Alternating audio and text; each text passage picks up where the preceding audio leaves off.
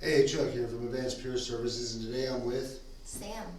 and we're going to talk about how our story, our personal story, is used to help others. Sam, you want to explain how we use our story in our daily routine at work to help and inspire hope and inspiration in others?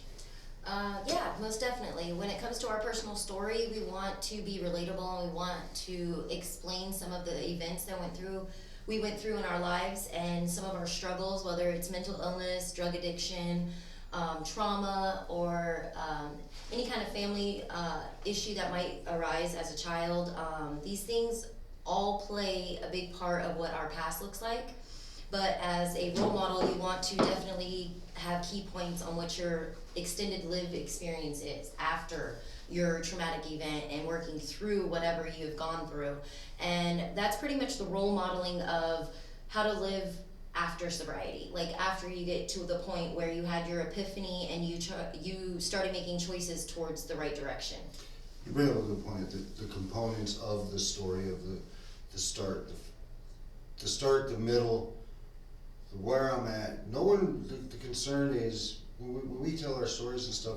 The relatability comes from our past. Most We definitely. use our relatability through the things we've been through to relate to other people that are going through similar things that we have.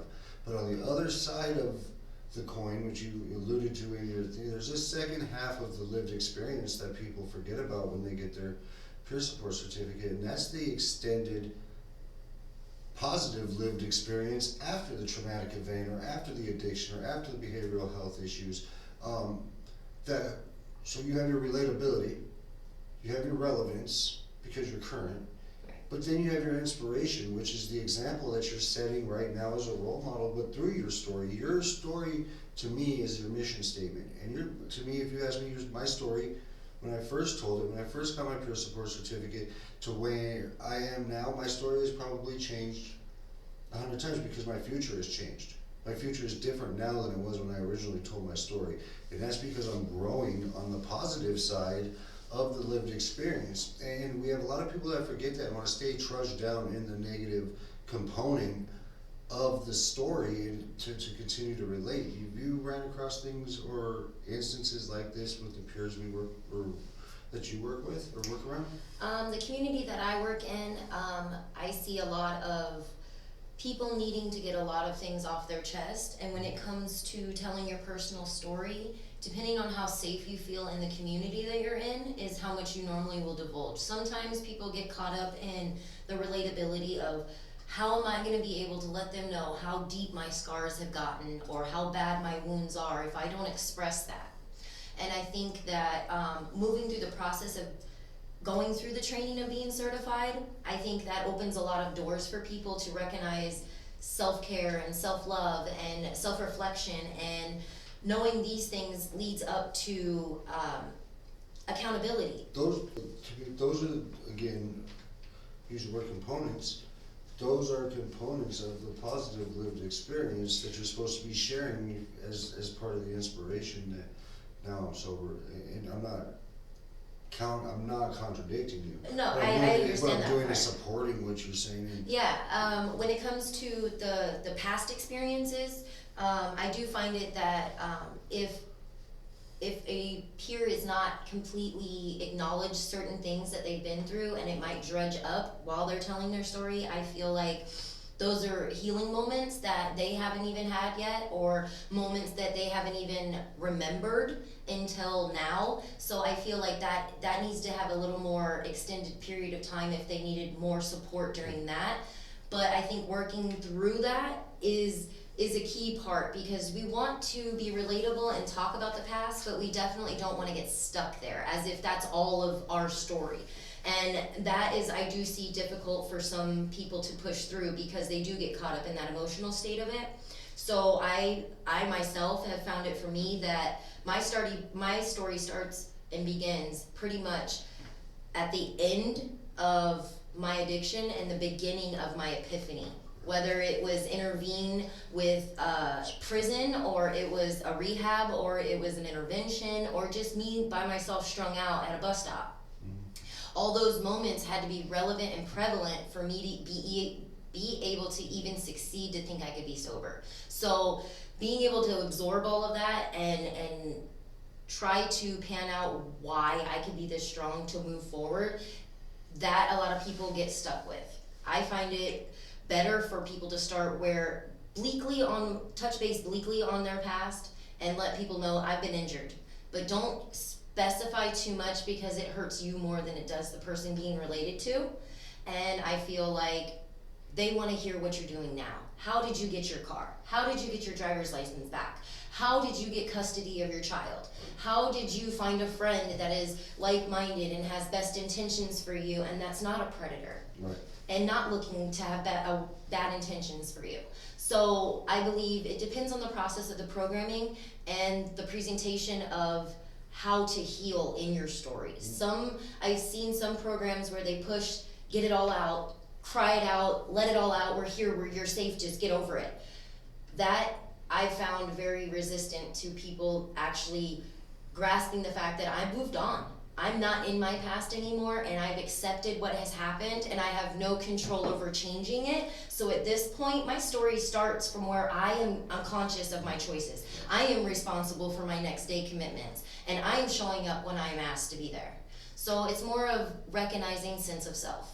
Would you say that was very powerful right Thank there, you. but would you say, to move on, would you say that being bold enough to tear yourself down and say that I'm succeeding even though I haven't worked through everything isn't perfect, isn't that part a component of a authentic story? Yes, it is necessary. Again, like, The transparency is so big. people want to get up and tell a story of absolute ease in all of this, how easy it is for everybody, but unless you can show them how it was easy for you, because it wasn't. It wasn't. It wasn't, and we stand out there sober now, and we stand and we do these things, and I would like to ask you a real question, and you instruct, you're a facilitator, and you certify. To you, what is the most important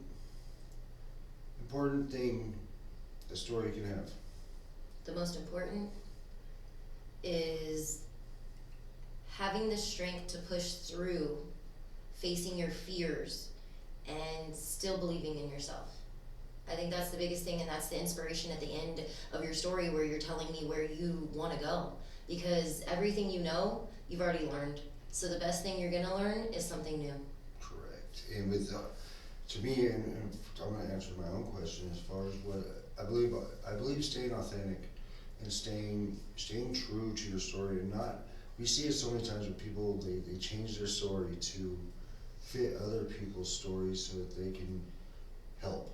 Most definitely, I've seen that as well. And People come out as chameleons. They've been conditioned in so many different environments that they have learned to, as a defense, just to protect themselves, they want to be part of whatever they're already a part of, and if they rip off too many covers of their skeletons, that they might not be accepted. So I have seen a percentage of people that will morph their story or try to only speak on certain parts and leave parts out that don't relate. So I really believe in the authenticity and the transparency. We're all human and we're all gonna make mistakes. It's not perfection we're looking for. In reality, we're looking for harm reduction. when we sit in these audiences and we listen to stories on almost a daily basis in our jobs and at the clinics we work at. And I was talking with a coworker this morning, actually, a higher ranking employee, and we were talking about how every day I hear these stories and every day I look at them as this is their mission statement, and it allows the community to decide whether they're buying into this person or they're not. Most If definitely. they're buying into the story or not. And when you're surrounded in the conditions where I'm in at the clinic I work at is a reentry, is a lot of convicts, a lot of ex-convicts, ex-offenders re-entering into society and trying to figure it out. And they see people for the first time standing up and telling these stories, and they seem to sense when things are amiss with the story and if people are trying to fabricate things. And when you're in a setting where people tell a new story every single day, it's a real fine line. It's a real hard thing to do to get them to not start competing most definitely. for reaction and stuff. So to you, what's the most, what is, give us a summary of what the story is as far as what it's used for in your field. I see the story as pretty much your resume. Your unique qualifications to even be a peer, you have to have that lived experience, and you also have to have the lived experience after whatever. How did you push through? How did you manage your day to day? Because me being sober is not good enough. Cool. Me having certain tools to help me apply to dangerous situations or high risk situations helps me understand where I'm supposed to be. I like using my story to relate to others and hopefully show them that it is possible to not only be sober, because being sober doesn't exempt us, but being sober, being productive, taking opportunities and growing through my story. And like I said, that's where the story changes as we tell it. Sam, thank you for your time, and Not a we'll see you on problem. the next See you one. again.